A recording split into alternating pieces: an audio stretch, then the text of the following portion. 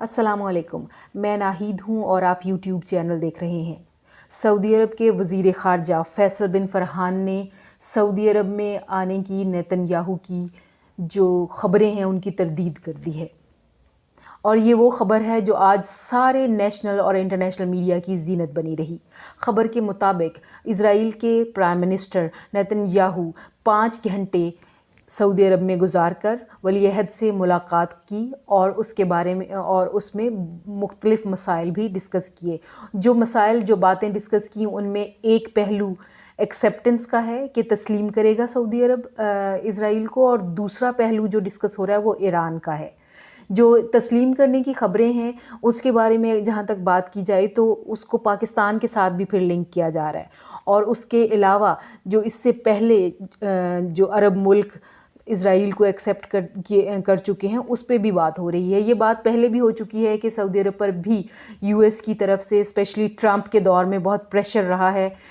اور یہ بھی کہا جاتا ہے بلکہ کہ ٹرمپ کے ہی دور میں جو باقی عرب ممالک ہیں، ٹرمپ کی ایفرٹس سے ہی انہوں نے اسرائیل کو ایکسیپٹ کیا اور بہت سارے معاہدے بھی طے پائے۔ اس کو لنک کیا جا رہا تھا سعودی عرب کے ساتھ بھی۔ بہرحال اب تردید آئی ہے،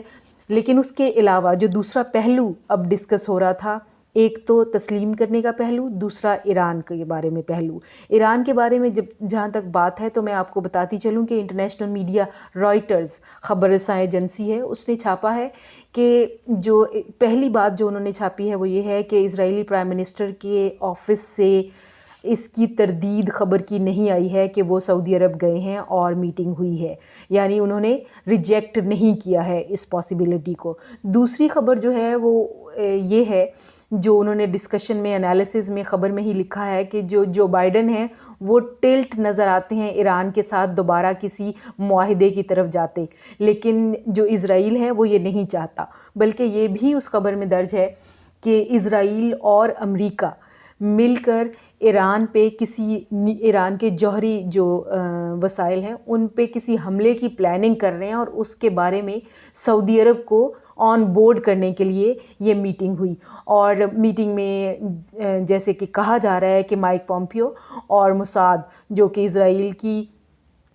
خفیہ ایجنسی ہے اس کے چیف بھی اس میٹنگ میں موجود تھے۔ یہ ساری باتیں آج سارا دن گردش کرتی رہی ہیں، اور تسلیم کے ساتھ